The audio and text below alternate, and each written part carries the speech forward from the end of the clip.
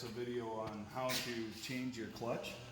The very first thing that you're going to have to do is, in order to take this clutch off, we have to take this shaft off. To take this shaft off, we have to take the chain off that's on this shaft. I don't know if you can see it, but there is a chain link right here. So all you do is you pop that clip off and then take this chain off. And then what you're going to have to do is a 3/4 inch wrench or a socket, take off these two bolts, and then there's two on the other side, so this shaft can come forward. Then now that these bolts are loose, you're going to have to cut the wires right here, and you're going to take a 9/16. It'll take a 9/16 wrench. It's 3/8 bolt. You're going to take this bolt out, take the washer off. There is a little spacer that is inside of here that you're going to take off. That clutch, you'll probably have to use a pry bar or a screwdriver to pop it, but there's nothing else holding that on. That'll slide right off. Then when that slides off, you'll take the brand new clutch and slide that on the exact same way. You got to put your belts on first, slide that on, and then you're going to take the new bolt,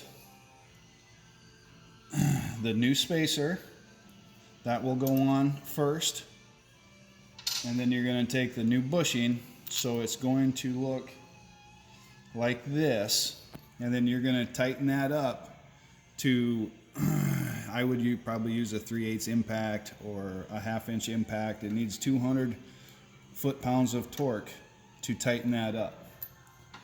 Then after that, you will, just in reverse order, put your bolts back in. Make sure these belts do not have to be that tight. This is geared down a long way, so they don't have to be like this one here. You can see it's got an inch of play there. You got to make sure that this is straight, so it ain't crooked.